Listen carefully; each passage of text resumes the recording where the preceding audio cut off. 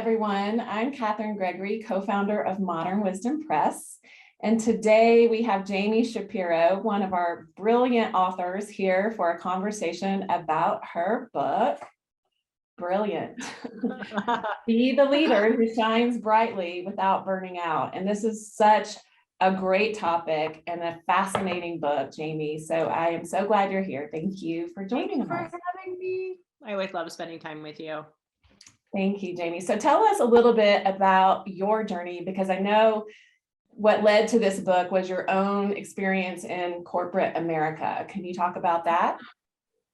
Yeah, I had a wonderful journey working in the corporate space, and I was really fortunate to have executive coaches in my life in the corporate world.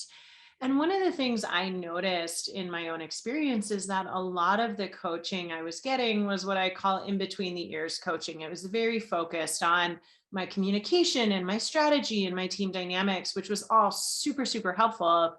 But I wasn't a part of the conversation, meaning we weren't talking about how I was doing mentally, physically, emotionally, what I was doing to serve my own well-being in order to create a foundation for my leadership. And that was a huge gap for me, because in leadership, what I noticed is I was giving so much, and to the point where I was depleting myself in the process. And so when I left the corporate world and followed my true dreams and passion in executive coaching, I really wanted to pair the world of well-being as the foundation to leadership. And so my organization really focuses on that full integration. We call it full body leadership coaching, because we really believe in the whole human, inside of work, outside of work. Like, we're one person. So that's really what led me on the journey of being an executive coach, integrating well-being as the foundation to leadership, and then having the joy of writing this book with you, and really sharing, after a decade of practice, what are the things and the tools and the different methodologies that we use in order to connect those dots and help leaders. I love that, Jamie. And I think it's so great that you wrote this book, because it is practical tools for your readers. And so I just want to ask you a question, like, who is your ideal reader and who are the clients you are serving? Because I know, they're top execs. Yeah.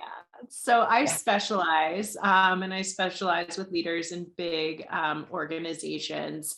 The book was like my love letter in some ways to all leaders, right? Like, these are the ways that I think can really help make sure that you're giving to you first. There's a beautiful quote that says, "You can't serve from an empty vessel." And so it's for all of those leaders that are out there serving their organizations, their communities, and maybe are feeling like they're giving to a point of maybe not depletion, but bordering on that. So that's really my ideal reader. It's all those people that are out there giving and also need to create space for receiving so that they can have an abundance of energy.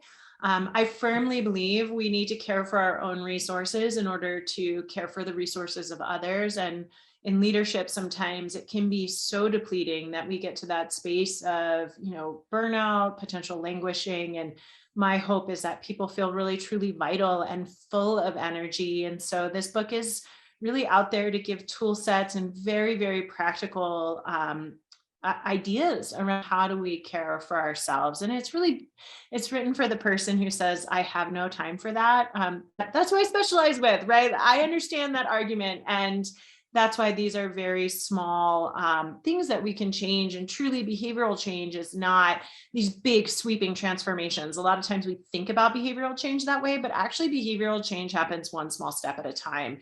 And that's how our brain is really wired to work, in those small increments. So that's what this book is about, is like, here are these small things that can lead to big transformation, but it's not about transforming your life all at once, because the brain resists that. That was my next question. Oh, sorry. The busy leader, right? The busy leader has no time. So like, what are these hacks and how do they fit this in? And what does that look like? I know you have some practical tools in the book, but is there anything that you can share, specifically that has, really made a big impact on some of your clients, or is there a client story you have? Yeah, I'll share with you the one thing I tell leaders, because no one can argue with me that they don't have time to do this, which is breathing, right? So you can never say to me, Jamie, I don't have time to breathe, right? So I really think that one of the most important leadership tools that we do not cultivate in the workplace, that we absolutely should, is the importance of how the breath can actually make us more responsive. And using what we call a diaphragmatic breath or a belly breath in the space of leadership can really completely change us from being a reactive leader to a responsive leader. Because just by using that breath, one breath, right? This is not something that takes a long period of time, but calming the nervous system, moving out of the sympathetic nervous system into the parasympathetic nervous system, that rest and digest, actually get us into our deep level of thinking, into the prefrontal cortex of the brain. So just by using the breath and the body in leadership, we can actually get to our deeper level of thinking and being more responsive versus reactive leader. So that's probably the number one thing where people say, I don't have time to do anything. I'm like, great, you have time to breathe. I know you have time to breathe. So let's just shift you from being a chest breather to a belly breather, especially in those moments of hijack or triggering, where we feel, our emotions starting to trigger us in one way or another. Using the breath as an access point to our responsive leadership is a really powerful tool. I love that. And it's so simple, and we forget that it's so simple. Right. Thank you for sharing that. And so I know that, it's been a couple of years since you published your book with us, and a lot has changed, and you have gone down a new path with some more education around leadership. So can you talk about what happened after you published your book? Well, I want to back up a little bit because, when I first met you, Catherine, I was super excited to meet you, but I also was like, oh, I'm not going to be able to work with you because I can't write a book, right? I was completely in my own way and didn't believe that I could write a book. And then when I met with you, it was such an incredible moment where you really helped me get out of my own way. And I loved what you said. I will never forget that moment where I said, oh no, I can't work with you because I'm not a writer. And you said, oh, well, that's a story that's not serving you very well, is it? I remember that moment and I'm like, oh my gosh, that's amazing. No, that story's not working for me at all, but it's the story that I had for a really long time. And you really helped me get out of my own way to be able to share in writing what I wanted to share with the world. And so I will eternally be grateful for not only that conversation, but being a partner through the process. And really, not only did you help me get the confidence to write this book, but you also gave me the confidence that I could go pursue my PhD. Because once I wrote this book, I knew that any dream I had, it was like, okay, I can do this. I was in my own way with my PhD as well, thinking, oh, well, I can't be an academic writer and I can't be a researcher. And I'm like, oh, that story's not working for me, right? I heard your voice in my head. And so, yes, I am pursuing my doctorate in positive organizational psychology. And it has just been an incredible experience to get to be a practitioner and a researcher and get to be a bridge between those two worlds. But for me, writing this book was a catalyst into believing that I could go and do that. So thank you.